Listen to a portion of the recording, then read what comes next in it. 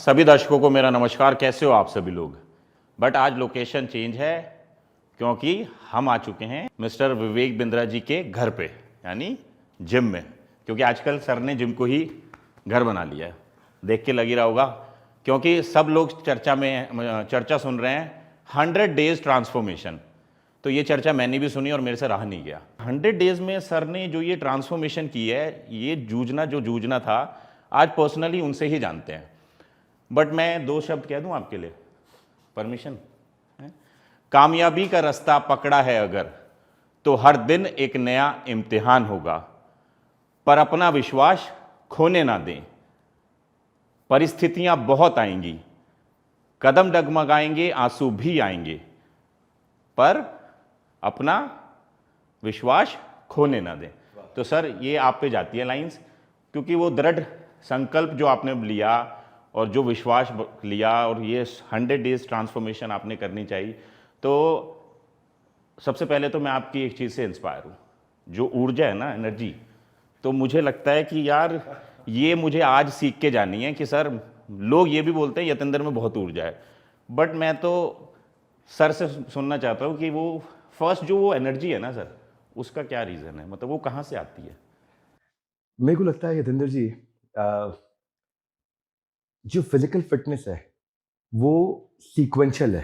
पहले mental fitness है, और अगर दिमाग से आदमी तंदुरुस्त और पावरफुल हो ना, लोगों में इतना सा भी स्टैमिना नहीं है। मेंटल फिजिकल स्टैमिना बिल्ड करते हैं, मेंटल स्टैमिना नहीं है।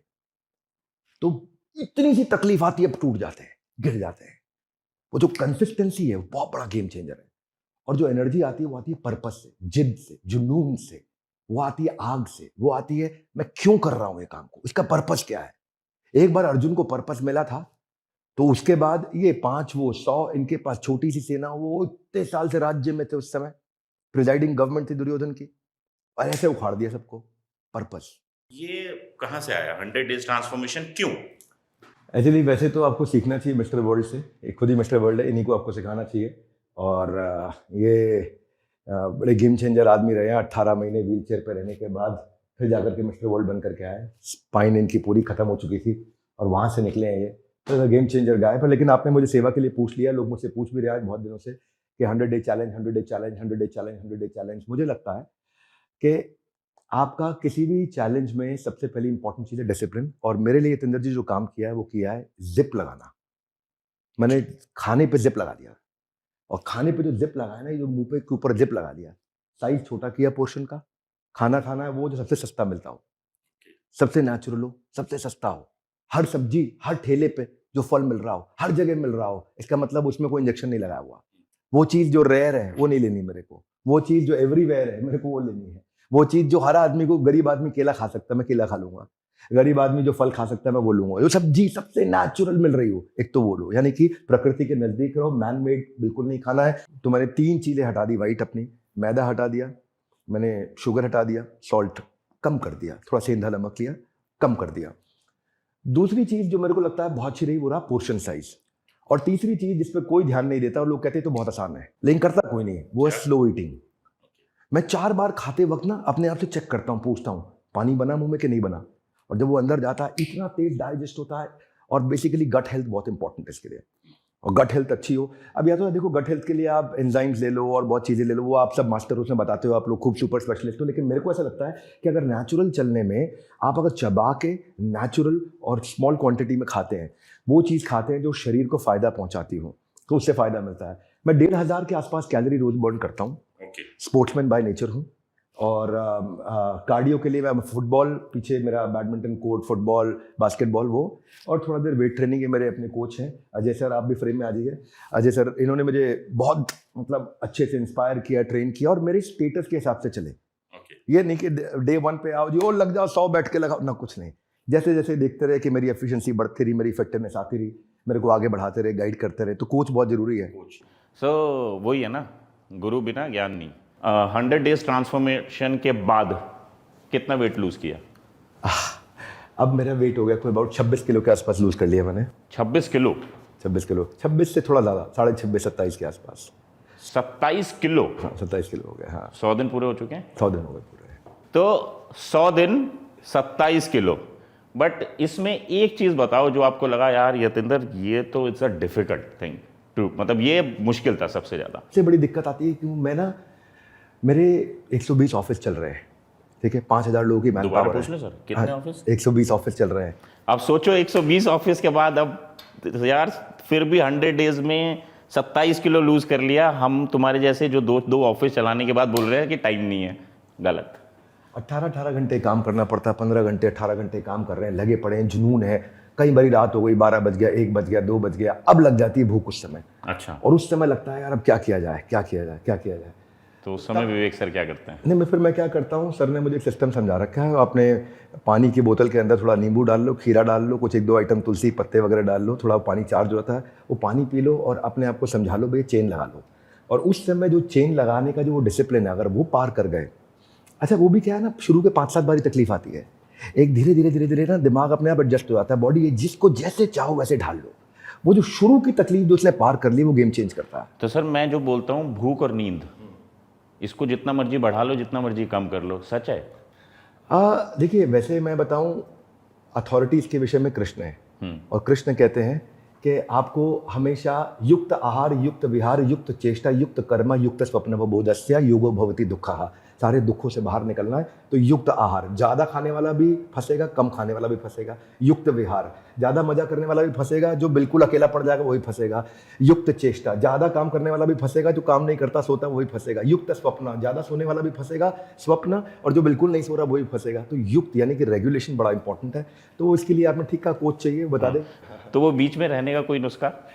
देखिए, बीच में रहने का नुस्खा ये है कि ना अपने मन को ना पहले ही टाइम से बताते रहो, इंस्ट्रक्शन देते रहो, आत्म सुझाव अपने मन, क्योंकि मन को आप जब इंस्ट्रक्शन नहीं दे रहे होते तो भी दे रहे होते हो, और आप वो वाली दे रहे होते हो जो आपके लिए खराब होती है। तो इंस्ट्रक्शन कॉन्शियसली देनी पड़ेगी। आज मैं इतना सोऊंगा, इतना खाऊंगा, ये लूंगा, अपने आप को पहले से प्रिपेयर करके रखो। मन को बताओगे नहीं तो वो कुछ गलत करा देगा आपसे। तो मतलब पहले ही डिसाइड कर लो भाई आज मैं इतना वर्कआउट करूंगा, इतना सोऊंगा, इतना खाऊंगा, इतना काम करूंगा, सो दैट सेट। और अगर फिर भी छूट गया तो मेरे लिए तो ऐसा है कि अगर मैं रात 12 बजे 1 बजे भी ऑफिस से लौट के आया हूँ, किसी दिन थक गया हूँ, तो भी वर्कआउट पूरा करूंगा। अच्छा, वो छोड़ूंगा नहीं। रात को 1 बजे चालू करूंगा, 3 बजे खत्म करूंगा। रात को 1 बजे वर्कआउट करूंगा, 3 बजे खत्म करूंगा, लेकिन करूंगा, अगर छोड़ूंगा नहीं किसी भी हालत में। यही तो सर, यही इंस्पिरेशन है। अगर आप 1 बजे वर्कआउट कर सकते हो तो लोग सुबह 5:30 उठ के क्यों नहीं कर सकते? बिल्कुल कर सकते हैं, बट पर्पस। और सर एक बात बताओ, अब ये करने के बाद पहले में और अब में क्या चेंजेस आप फील कर रहे हो? मतलब कैसा मतलब क्या एक ऐसी चीज़ है जो आप बोलोगे यार ये तो मस्त बढ़िया? नहीं, सबसे पहली चीज़ ये है, आप ये समझो कि मेरे पास ना 12.5 किलो के 2 डंबल ना, हाँ, लेकर के मैं ज़िंदगी में परमानेंट घूम रहा था। मैं 25 किलो के डंबल ज़िंदगी में परमानेंट लेके घूम रहा था। वो मेरी लाइफ में छूट गए अब। तो हैवीनेस थी पहले बहुत, क्या कि आदत पड़ गई थी। अच्छा, अब आप एक आम आदमी से पूछो भाई तो 25 किलो के डंबल लेके कितनी देर चलेगा? बोलेगा मैं 1 किलोमीटर, 5 किलोमीटर, 10 किलोमीटर। मैं जिंदगी में चल रहा था फालतू फैट लेकर के। अब वो फालतू फैट हटा है, थोड़ा मसल परसेंटेज बेटर हुआ है, विसरल फैट कम हुआ है, बॉडी के अंदर का फैट कम हुआ है, एनर्जी मल्टीप्लाई हो गई है। ऐसा लग रहा है कुछ कर देंगे, आपको दिक्कत ही नहीं लग रही है जी।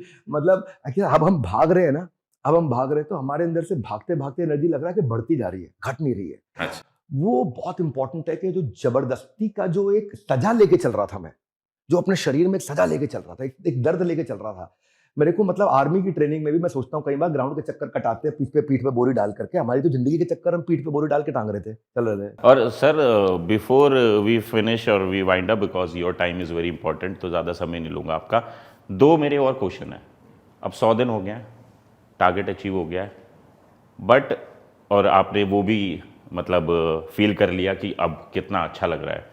सो अब ये कंटिन्यू रहेगा, this is a part of your lifestyle और व्हाट? अब क्या करोगे? जिंदगी भर रहेगा। और आज आपके साथ में, आपके चैनल पे मैं कमिट कर देता हूँ, आप जिंदगी में मेरा बढ़ा हुआ वजन कभी नहीं देखेंगे।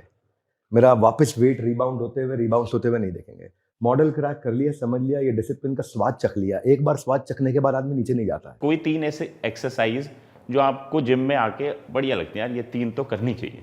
देखो, मेरे को लगता है मेरी फेवरेट एक तो इंक्लाइन चेस्ट है, ओके, दूसरी थाई है।